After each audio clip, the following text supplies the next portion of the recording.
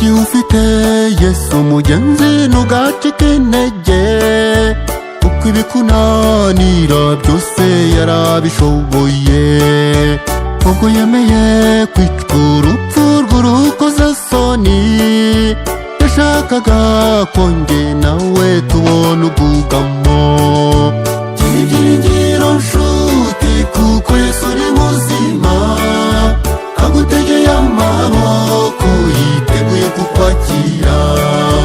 Kuko n'ahandi muri iyi si wabonera amahoro, muri Yesu honyine niho hari uburuhukiro. Gira ibyiringiro nshuti, kuko Yesu ari muzima, agutegeye amaboko yiteguye kukwakira. Kuko n'ahandi muri iyi si wabonera amahoro, muri Yesu honyine niho hari uburuhukiro.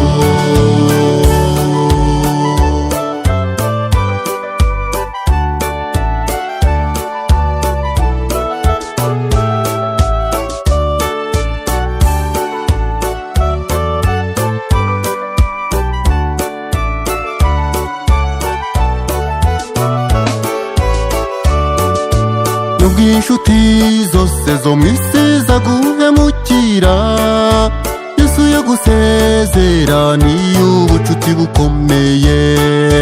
Nubwo ingorane z'isi zihora zikuzengurutse, wibuke ko Yesu yagusezeraniye imbaraga. Gira ibyiringiro nshuti, kuko Yesu ari muzima, agutegeye amaboko yiteguye kukwakira. Kuko n'ahandi muri iyi si wabonera amahoro, muri Yesu honyine niho hari uburuhukiro. Gira ibyiringiro nshuti, kuko Yesu ari muzima, agutegeye amaboko yiteguye kukwakira. Kuko n'ahandi muri iyi si wabonera amahoro, muri Yesu honyine niho hari uburuhukiro.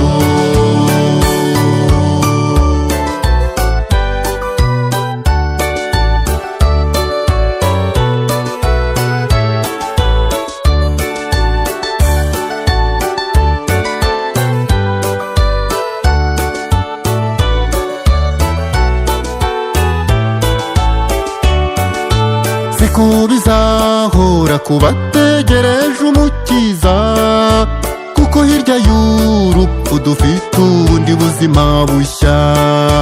Ca bugufi wemere ko Yesu akorera muri wowe, maze yoza umutima guhindura icyaremwe gishya.